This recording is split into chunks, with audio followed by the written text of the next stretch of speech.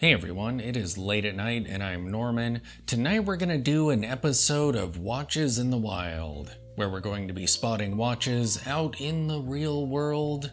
Except tonight it's not really the real world, it's the Academy Awards.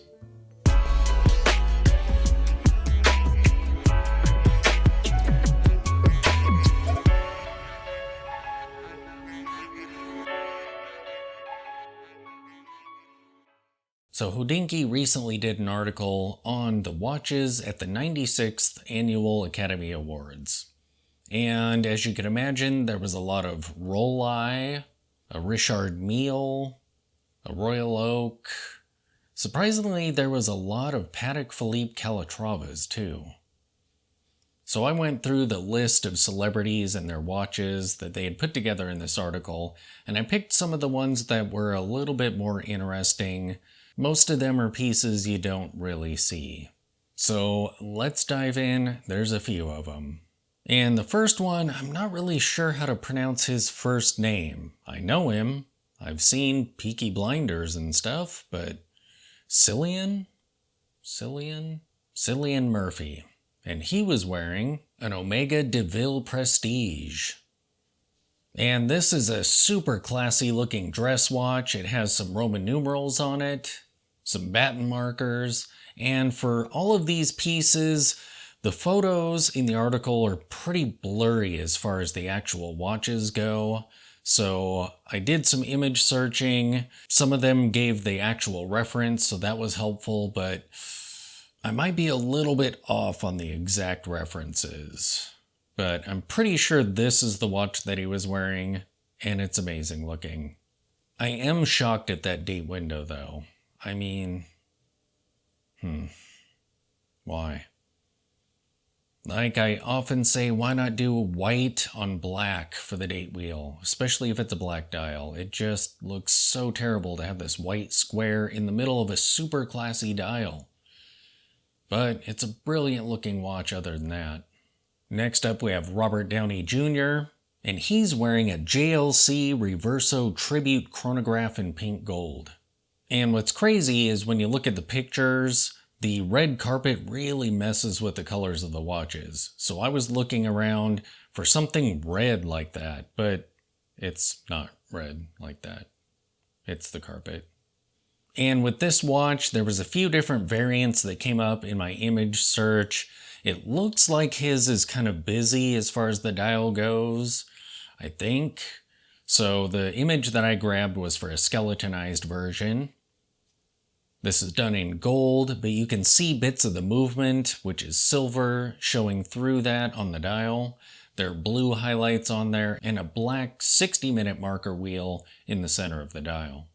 The blue highlights look really good on this piece, and I mean, it's a Reverso.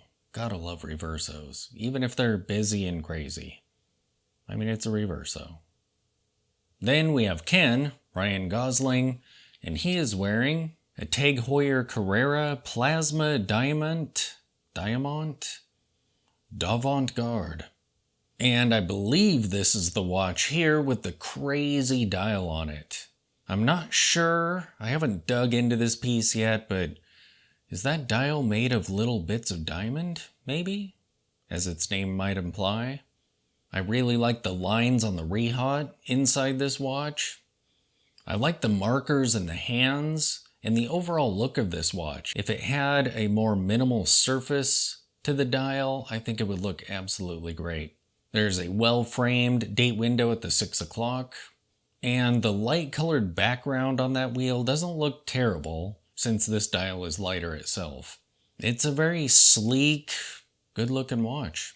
It's not overly gaudy, except for the crazy dial itself, but it's kind of cool looking. Next up we have Sterling Kelby Brown, and he's wearing an IWC Portuguese Regulator Tourbillon reference IW5446-03. And this watch looks great on him. And look at it in this photo. Again, I'm pretty sure this is the piece he's wearing. I like how it's kind of minimal. And having the tourbillon offset at the 9 o'clock, that's pretty cool. Usually I'm not a huge tourbillon fan. It's kind of like having an open heart complication. But I feel like being over at the 9 o'clock, it's kind of a unique thing and looks cool. Especially with the subdials at the 12 o'clock and 6 o'clock. I like the Roman numerals on the 12 o'clock one. It's kind of interesting because the watch is sort of modern looking, but that gives it kind of a classy touch. There's a single center mounted hand for the minutes, which is strange looking. I find most one-handers are kind of odd, especially if there's no counterweight to the hand. If there is, I feel like it looks more natural. But without one, it just looks strange to have a hand just shooting off in one direction with nothing to counter that at all. The sub-seconds dial on this looks really cool. Yeah, this is a pretty great looking piece. Next up we have Cole Wallister, and he's wearing a Simon Brett Chronometre Artisans. I have not heard of this brand before, or this particular piece. And it is fancy. Wow. It's kind of open worked, so you can see some of the wheels through the dial. And I feel like they did a really good job of doing that. It's very unique how they cut out bits of the dial, and the shapes they went with are very elegant. I especially like that opening over by the 3 o'clock. I'm not sure exactly what that is. It almost looks like a power reserve hand over there, but yeah. The hands are blued and super unique, and look at that sub-seconds dial over at the 9 o'clock. You can see the wheel that it's driven off of, and I like the uniqueness of the 9 o'clock sub-seconds. Around the edge of the dial are minutes markers in a thin band of white, and I really like the font they went with on that. Super classy. Next we have Divine Joy Randolph, and she's wearing a 28mm Omega Constellation. Ooh. And assuming this is the piece that she's wearing, I imagine there are quite a few variations, but this one looked close to the picture. And if so, it's very intriguing. The dial has some pretty standard markers on it. The hands are great. And interestingly, there are Roman numerals in the fixed bezel around it. The Constellation branding is so cool. There's a star at the 6 o'clock with Constellation above that done in sort of a calligraphy font. Just cool. Next up we have Matthew McConaughey, and he's wearing a Jacob & Co Bugatti. And this is a crazy looking watch. So the hours and the minutes are done in the top 2/3 of the dial. And down below that we have two rounded tinted glassed windows. The dial is a light cream color, and there's gold for all the indices and the case. It is very elegant looking, although those two windows at the bottom are pretty funky, but it's fine. It seems a bit classy and kind of dressy and subdued for a Jacob & Co., but I'm sure the price tag is not. Next up we have Dominic Sessa, and he's wearing an Omega DeVille Trésor, reference 435.13.40.22.01.001. And this watch looks super classy and subdued on him. I like it. Yeah, look at that watch. That is amazing. I love how they did gray for the subdials, and I love the subdials. One below the 12 o'clock and one above the 6 o'clock. The hands and the markers are nice and minimal, and I like that slight taper to the hands. It gives them some intrigue. And yet the whole thing looks fairly Bauhausy and dressy. So far, this is my favorite. Definitely. Okay, this next watch is absolutely crazy. So this is the piece that Anya Taylor-Joy was wearing. I loved her so much in Queen's Gambit. Oh, that was such a cool show. I'm gonna have to watch it again. So when I first looked at this picture, I was struggling to see where her watch was. She's just wearing a bracelet. Oh no, that is not a bracelet, my friend. That is this crazy watch. And look at how tiny the watch is. I'm assuming this is a mechanical piece. If it is, that's really, really insane. Could you imagine having to service that? Surely it's some high-end quartz, right? But yeah, I've never seen anything this small. I mean, I feel like that's even smaller than the Ring watches. So that one's definitely the most interesting one so far. Next up we have John Batist, and he is wearing a JN Shapiro Resurgence. And this watch looks really good on him. It looks dressy, it looks like it's a classy size, it's not overly blingy, at least in the picture of it on his wrist. It just looks really nice. And if it's this piece, it is really nice. It's a little bit more busy than it appears in the photo on his wrist, but it's very dressy, just a great looking piece. I love the oversized sub-seconds above the 6 o'clock. And look at the hand for the sub-seconds. Wow, that is just fancy and cool looking.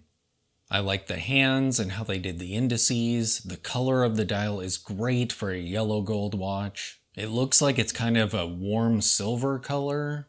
I think it kind of goes with the elegance of the watch. The branding below the 12 o'clock looks really good. I kind of like it when brands put their names on metal plates on the dial. It just looks interesting. Next up we have Matt Bomer, and he's wearing a Tag Heuer Carrera reference CBN 2010.BA0642.